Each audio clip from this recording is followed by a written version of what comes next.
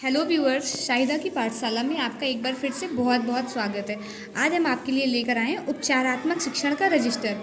ये जैसा कि आप जानते हैं, हम सभी को बेसिक में कक्षा 1 से 5 तक सारे बच्चों का उपचारात्मक शिक्षण करना था। हम ये उपचारात्मक शिक्षण कैसे करेंगे, इसका बेसलाइन प्रारंभिक आकलन कैसे होगा, आकलन विधि क्या है, इसकी क्रियान्वयन संदर्शिका, हम इस प्रकार क्या क्या गतिविधियाँ करेंगे, हमने इन सब के बारे में ये पूरा विस्तृत रूप से एक रजिस्टर बनाया है, जिसमें कि हमारी क्या कार्य योजना रहेगी, इन सब पर हमने चर्चा करी है।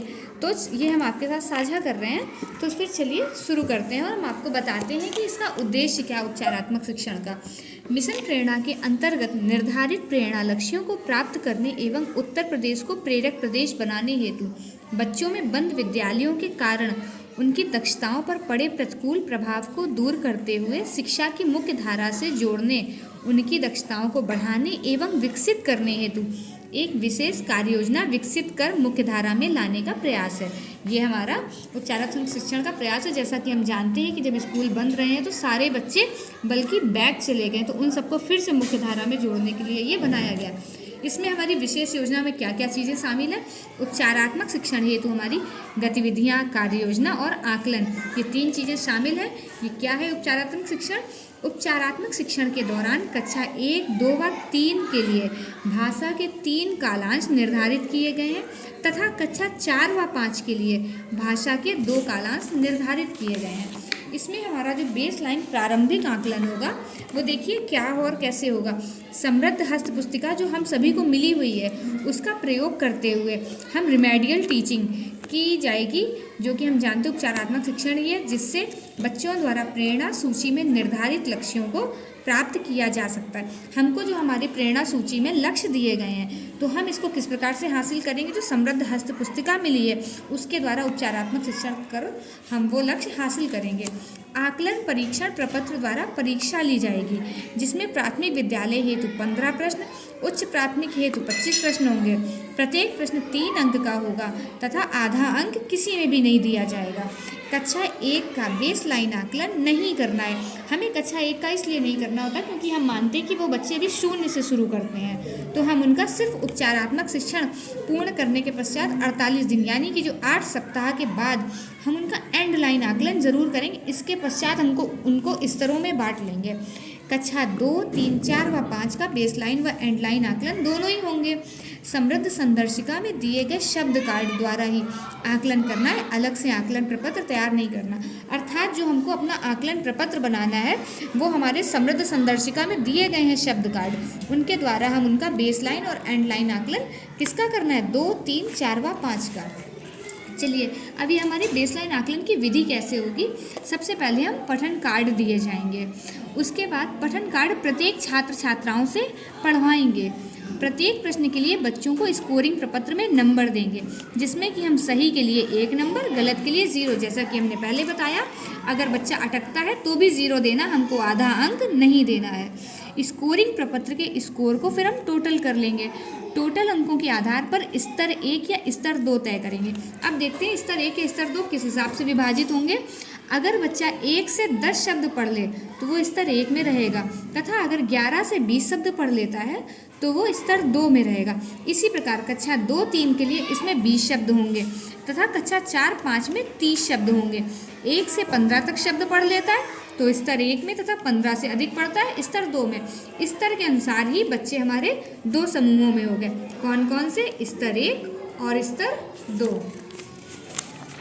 अब हम इसमें देखते हैं कि हमारी आधारशिला क्रियान्वयन संदर्शिका क्या है।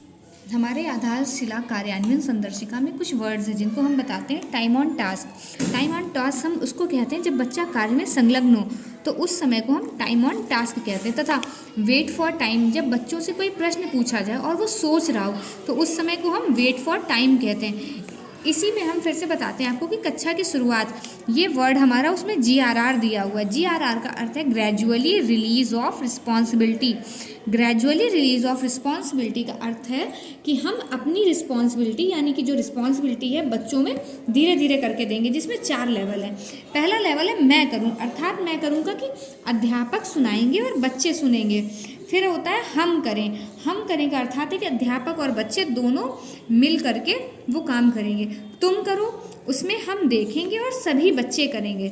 और फिर अंत में आता है स्वयं करो, अर्थात हर बच्चा अकेले अकेले अलग अलग करेगा। तो इस प्रकार से हमारी ये ग्रेजुअली रिलीज रिस्पॉन्सिबिलिटी हुई। इसके पश्चात हमारा आकलन हम आपको बताते हैं 2 प्रकार के हैं। पहला आकलन है साप्ताहिक आकलन तथा एक है सावधिक आकलन। साप्ताहिक आकलन हमारा 6 वर्किंग डेज में होगा, जिसमें हम 4 दिन पहले उनको पढ़ाएंगे, 5वें दिन आकलन करेंगे तथा 5वें दिन के बाद 6वें दिन हम उनकी पुनरावृत्ति करा देंगे। तथा शाब्दिक आकलन में हम 11वें सप्ताह में उनका आकलन करेंगे और 16वें सप्ताह में आकलन करेंगे। इसी प्रकार हमारी समूहवार गतिविधियां भी किस प्रकार होंगी, ये हम आपको भाषा के बारे में बता रहे हैं, जिसमें कि कालांश पहला होगा। तो उसमें हम कविता, कहानी, चित्र चार्ट, कहानी पोस्टर, इन सब आदि पर कार्य करेंगे। तथा कालांश 2, 3 जो होंगे, हमने आपको पहले बताया है कि हमको कक्षा 1, 2, 3 के लिए 3 कालांश भाषा के लिए दिए गए हैं। तो वर्णमाला की पहचान होगी, अभ्यास पुस्तिका पर कार्य, सहज वन पर कार्य, पठन और मौखिक कार्य, ये सारे हमारे कालांश 2 और 3 पे होंगे। इसी प्रकार हम हमारे ये आकलन टूल्स जो हमने आपको बताए हैं उसका प्रयोग कैसे करेंगे, ये स्टेप 2 के लिए है, जिसमें कि जैसे ये वर्ड्स दिए हुए घर, बस, मन, नयन, लकड़ी, अपना, जूता, खिड़की, इस प्रकार से बच्चे जितने भी पढ़ पाते हैं हम उनकी स्कोरिंग करके उनका नंबर नोट कर लेंगे। अब हम आपको ये बेसलाइन आकलन की विधि गणित के लिए बताते हैं, जिसमें कि दिए गए समस्त टूल का मौखिक श्याम कक्षा कार्य द्वारा प्रत्येक बच्चे पर प्रयोग करना है। बच्चों के उत्तर का विश्लेषण और दक्षता सूचना को आकलन प्रपत्र में भरा जाएगा। इसमें हमारे जो स्तर 1 के, इसमें हमारे 3 स्तर बनेंगे। ये ध्यान रखने वाली बात है कि 3 स्तर बनेंगे और उस स्तर को हम किस प्रकार से नापेंगे। पहला स्तर है हमारा संख्या पूर्व ज्ञान, दूसरा है गिनती हमें 1 से 50 तक आनी चाहिए बच्चों को, संख्या पैटर्न भी 50 तक, तथा समूहीकरण की अवधारणा बच्चों को आती है, वो सारे बच्चे स्तर 1 में। स्तर 2 में कौन से आएंगे, जिन बच्चों को संख्या ज्ञान 1 से 100 तक है, संख्या पैटर्न 1 से 100 तक, जोड़ व घटाव 2 अंकों के साथ कर लेते हैं तथा 1 अंक की संख्या का गुणा भी कर लेते हैं, वो सारे बच्चे हमारे स्तर 2। तथा अब स्तर 3 में वे बच्चे आएंगे जिन्हें 1 से 999 तक की संख्या का ज्ञान है, जोड़ व घटाना 3 अंकों के साथ कर लेते हैं तथा 2 अंक की संख्याओं का गुणा व 2 अंक की संख्या का भाग भी कर लेते हैं। अच्छा, हम इसके बाद आपको बताते हैं, इससे पहले एक बात और कि अगर आपको हमारी ये जानकारी और हमारी ये मेहनत आपको पसंद आती तो प्लीज़ इसको लाइक, शेयर और सब्सक्राइब ज़रूर किया करें।